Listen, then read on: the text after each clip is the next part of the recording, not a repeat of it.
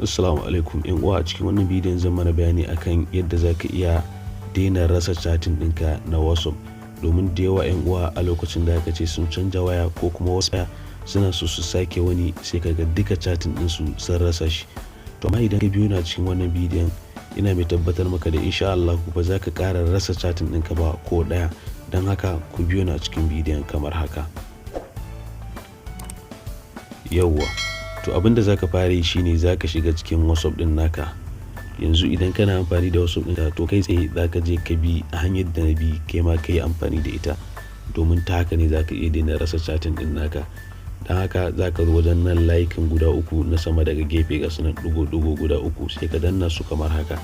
Daga nan sai ka je wajen setting. Bayan ka setting ya bude maka sai kai kasa sai ka shiga wajen chat. Bayan ka shiga cikin chat sai kai kasa zaka ga inda aka sa maka backup. Bayan ka shiga cikin backup zaka zo nan gurin ka duba ka ga zaka ga inda aka ce maka neighbor, sai ka shiga ciki sai ka dawo da shi ya koma only when I tap backup daily, weekly, monthly.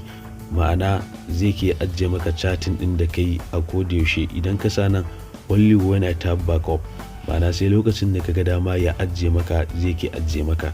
Idan ka sa daily to duk chatting din da kai na kullun ta Allah to zai ke ajiye maka shi a cikin email din naka.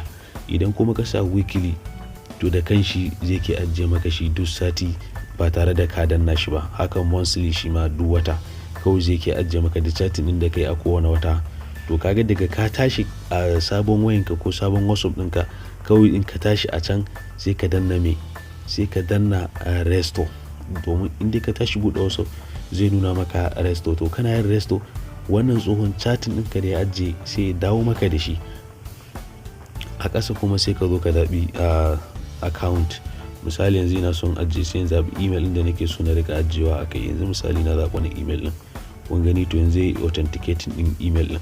Bayan na yi shi nan daga nan to duk wani chatting nawa zai rinka ajiye min shi akan email ɗin, ta yadda daga na zo zai ce in ɗora email ɗin a can waccan WhatsApp ɗin da na canja ko kuma a wayar da na canja. Kana dannawa zai nuna maka ka yi resto, sai ka yi resto. Dama anan abin da ke backup kamar ajiya ce ka yi, shi kuma resto kamar me ka sake dawo da abun da ka ajiye shi. To kun ga kenan idan baka yi backup ba to ba za ka taɓa iya yin resto ba. To daga nan bayan ka yi selection nashi shi kenan da kansa zai ke ajiye maka kowane chatting din ba tare da ka sha wahala ba. Sannan kuma abinda na manta ban gaya muku ba, ciki akwai irin bidiyoyi ko audio su ma idan kana so ka ajiye. In ka shiga nan za ka buɗe nan ƙasa sai ka danna include video, kun gan shi in kana so ka ajiye.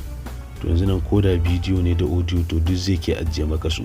Idan kuma baka bukata to kawai za ka bar shi a haka ne. Wannan shine karshen bidiyon namu, amma kada ku manta da yin like da sharing da kuma comment. Assalamu alaikum yan uwa. Duk mai bukatan siyan data a farashi mai sauki ko kati ko cable subscription to kai gaggawa kai register da wannan application din ko kuma website na albarkadata.com. Mun albarka data zaka rika samun data a farashi mai sauki wanda baka samun ta a sauran wasu application ko website. Domin wannan application din mun tsara shi ne domin yan uwa su ji daɗin amfani da shi. Wanda da kuma ta link din shi yana cikin description na wannan bidiyon ko kuma ku duba cikin comment idan a YouTube kuke kallo. Idan a Facebook ne to ku duba saman bidiyon ko ƙasa ko comment, shi ma za ku ga an ce ga link din application din. Domin na san inda kuka register da shi za ku samu data a farashi mai sauki wanda ba kwa samu a cikin sauran website. Sannan wannan number da kuke gani a ƙasa to idan kuka yi amfani da ita tare za ta kawo ku kan customer care na masu kula da wannan application din, domin wannan application din ya shirya tsaf duk wani complaint na ko korafi idan kuka yi a wannan numbers sha Allah ba ku da damuwa, za kuma ku ji daɗin amfani da shi. Don haka sai mun ga